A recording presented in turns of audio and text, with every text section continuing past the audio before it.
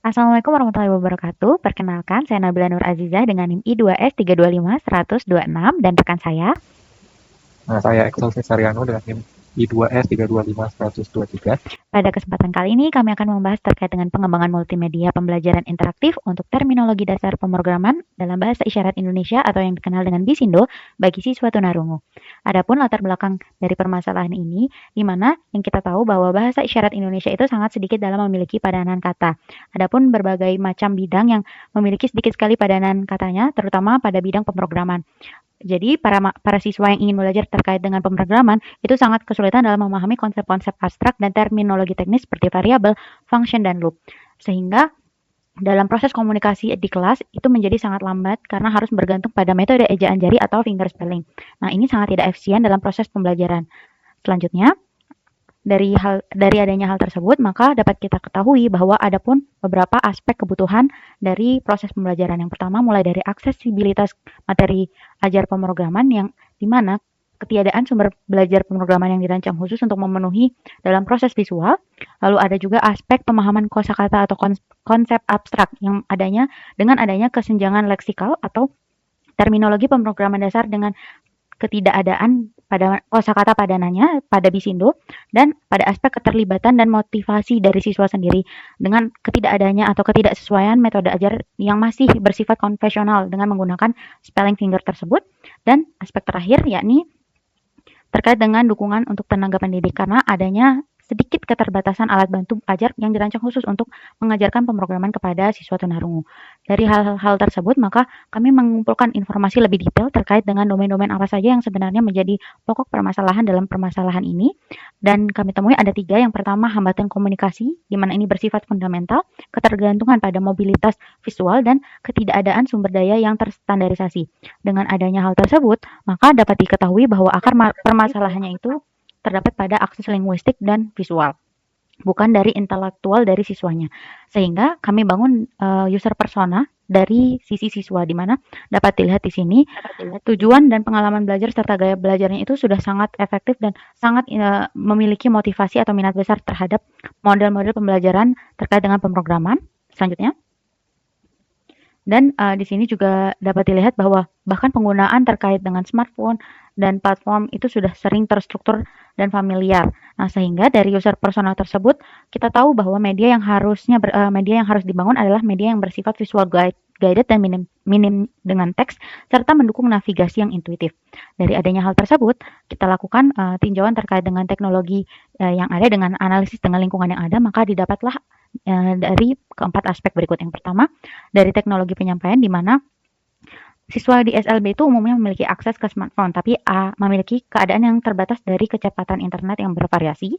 Kedua, terkait dengan keahlian teknis, di mana guru-guru itu sedikit memiliki kendala terkait dengan pembelajaran, khususnya keahlian khusus seperti pemrograman.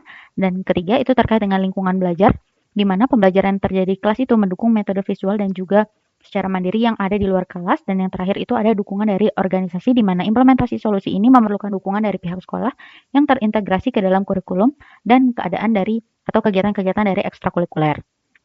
Baik, selanjutnya di sini proses belajar tadi kita pecah ke dalam beberapa tugas, di mana yang pertama di sini siswa wajib dalam memahami konsep fundamental pemrograman, di mana tugas-tugas yang harus dipelajari itu pertama ada mendefinisikan istilah variabel, tipe data, kemudian apa itu looping atau perulangan, dan statement kondisional. Kemudian di sini untuk menginterpretasikan kode sederhana, di mana siswa harus bisa membaca dan menghubungkan kode tersebut dengan padanan Bisindo. Kemudian prediksi nilai variabel setelah melalui beberapa opsi di pemrograman. Dan yang terakhir di sini menggunakan media secara mandiri, di mana siswa dapat mengganti website, kemudian menggunakan kamus visual untuk mencari istilah. Dan yang terakhir mengerjakan interaktif untuk evaluasi pemahaman pemrograman mereka. Ini dari tadi dibagi ke critical incident analysis, di mana ada kategori kritis untuk tugas-tugasnya yang tadi mendefinisikan variabel, menghubungkan sintaks ke kode programan ke bahasa isyarat Indonesia, dan mendefinisikan statement perulangan, di mana kritis karena 3 itu sangat fundamental dalam mempelajari bahasa pemrograman, khususnya untuk pemrograman selanjutnya.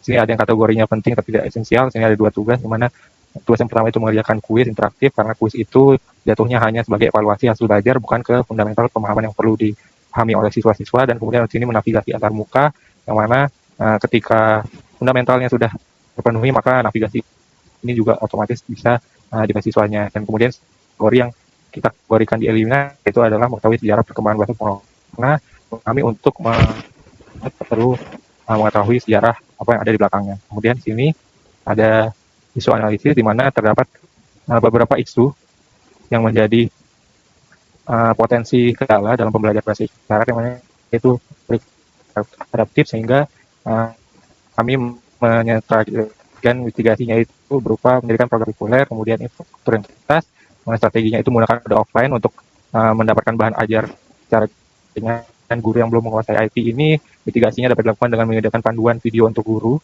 dalam meningkatkan keterampilannya. Kemudian belum ada isyarat resmi istilah pemrograman, itu digunakan daftar isyarat hasil validasi dari komunitas di Indo sendiri, isyaratnya terstandarisasi. Kemudian yang terakhir ada kompleksitas antarmuka, yang mana dapat diatasi dengan mendesain antarmuka yang minimalis dan ramah pengguna.